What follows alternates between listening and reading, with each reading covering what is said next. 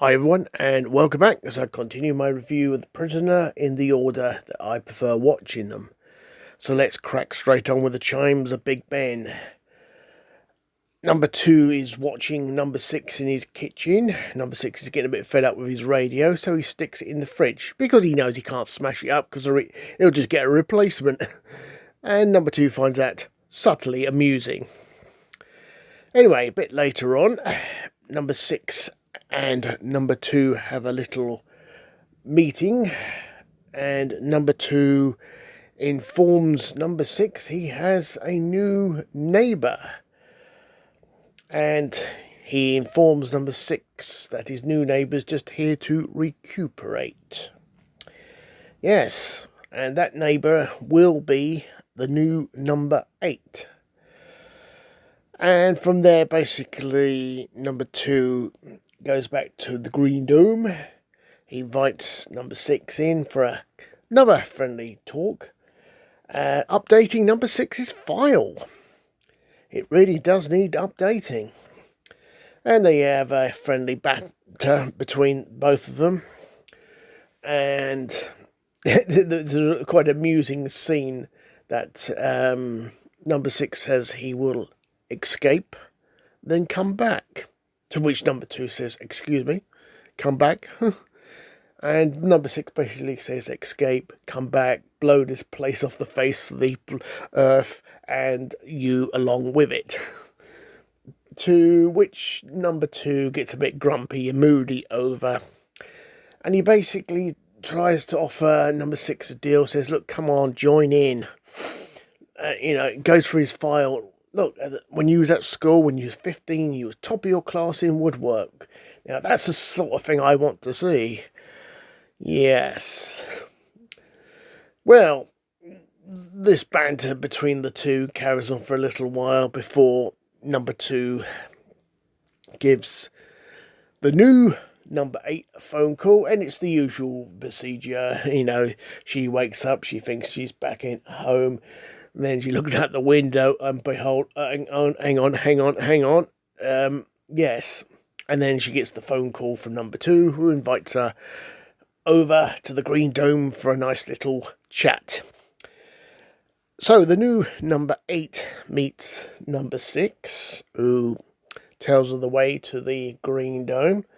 And later in that evening, she meets up with him for a nightcap. Now, number 6 at this stage is wondering why this number 8 is here. Is she really here to recuperate? He's wondering. So he's being sort of nice towards her. And the following day, on the beach, number 6 is having another one of his pleasant chats with number 2. And number 2 is basically saying, if you're not going to spill the beans, you're a lifer. And number 6 says, so are you. You know too much. And which number 2 says, yes, I agree. I know too much. We're both lifers. Anyway, so they depart. He goes back to his Green Dome, looks at number 8's file, and finds out that she is an Olympic bronze medalist swimmer. And yes, she has gone out to sea swimming. And obviously, it's an escape attempt by the new number 8. And so, yes, the inevitable happens. Orange alert, Rover's called upon, and she's brought back. And while in hospital undergoing cross-examination, why do you try to escape?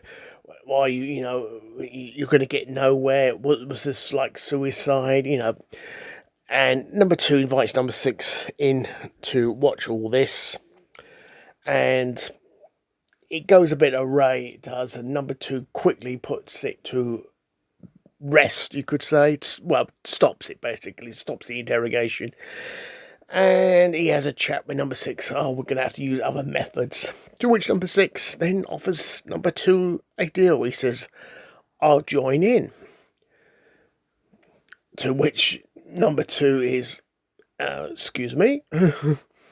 But of course, he's basically saying, I'm not going to spill the beans to you, number 2. I'll join in. I will enter this art exhibition. I will do something for you. To which number 2 says basically, okay, I'll back off number 8.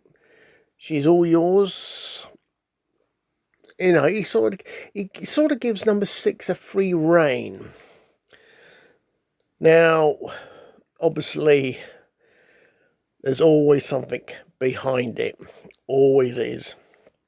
Anyway, in the woods, making his art out of wood, out of a tree, he soon knocks down. Now, obviously, the story is going over a period of weeks now, but he does learn from number 8 that she knows the location of the village. So, number 6 puts it to number 8. If he knew exactly where they were, they could probably escape. So, a number of weeks pass while number 6 is making his exhibit for the competition. And he's visited by number 2. You know, number 2 says you're using tools against the law.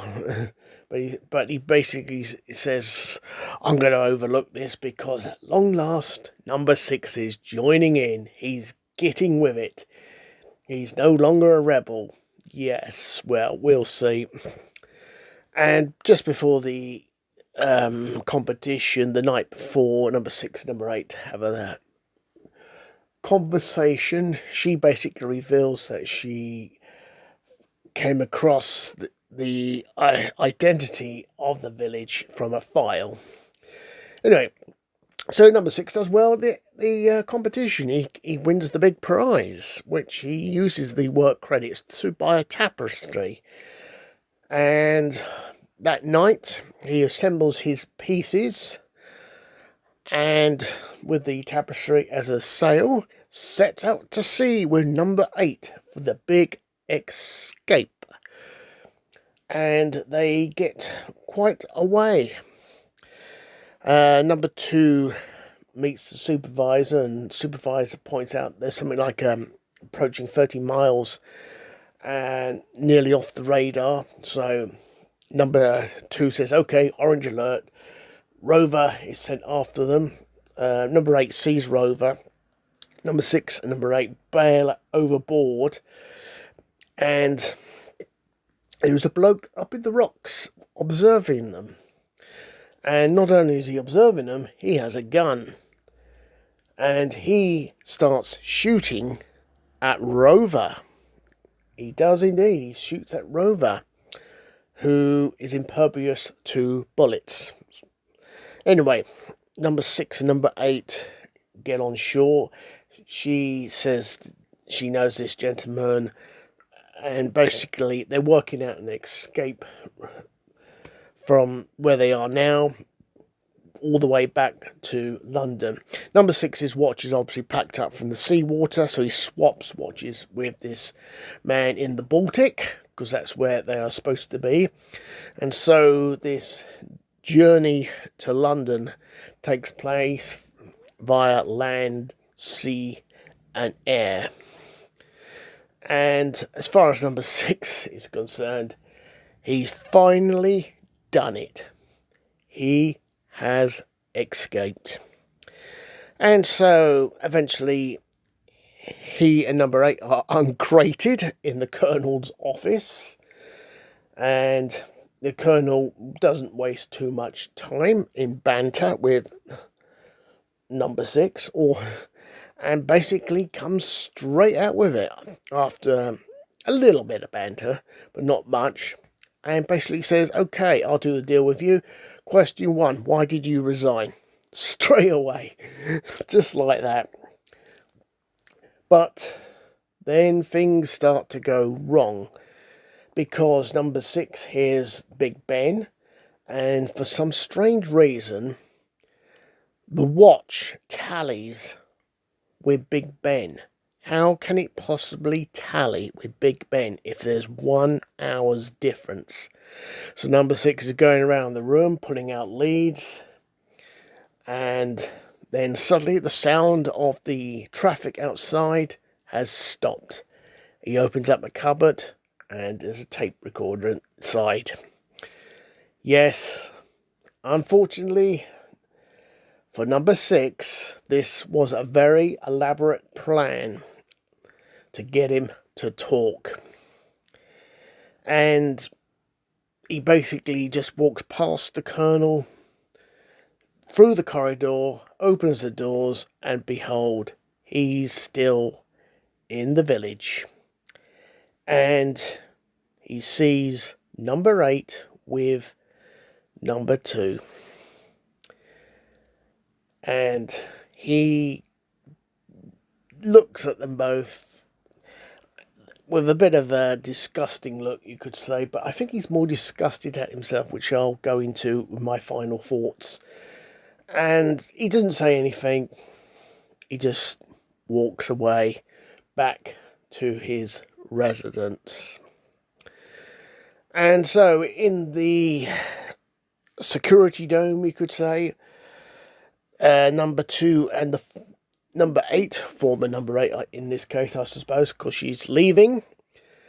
It was her plan, her idea and whatnot, and it nearly succeeded. Just for that one little fault. And on that note, it's final thoughts on this one.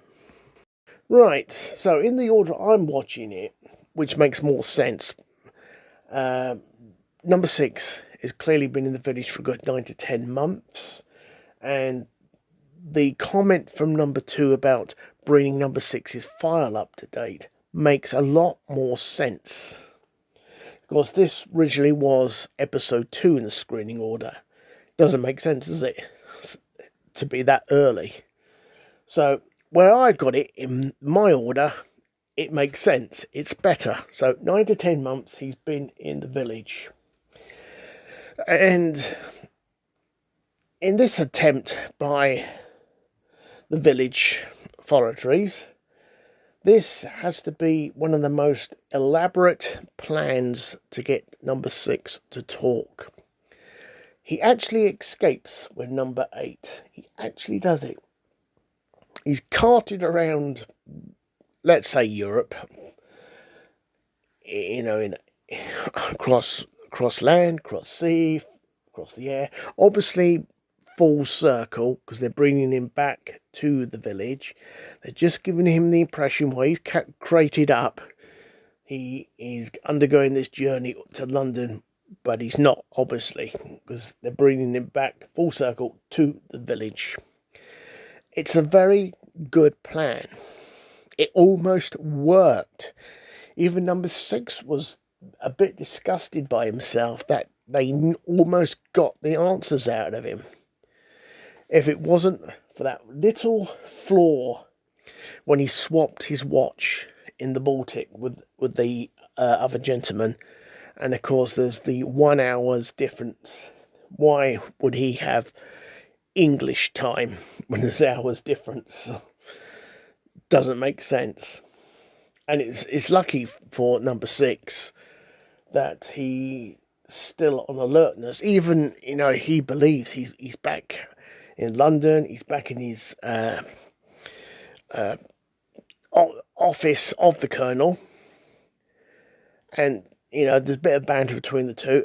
And the Colonel says, okay, I'll agree to you looking after number 8, blah, blah, blah. And he gets straight to the point, doesn't he, the Colonel? Straight to the point. Why did you resign?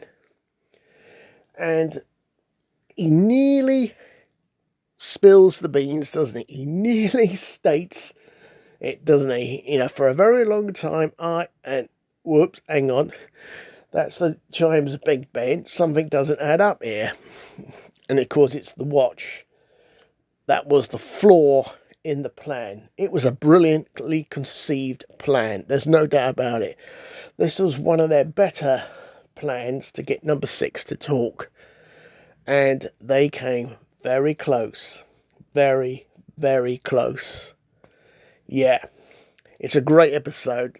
The banter between number 6 and number 2 is great. It really is great throughout this episode. It is a wonderful episode, The Chimes of Big Ben. Yet, though it ended a victory for number 6, it only ended as a victory for number 6 because number 6 was alert.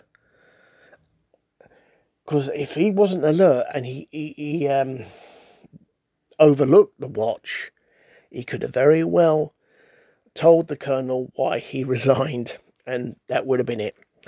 Yeah, great one. And on that note, as usual, you decide what one I'll be looking at next. And on that note, have a great day, everyone. Be seeing you.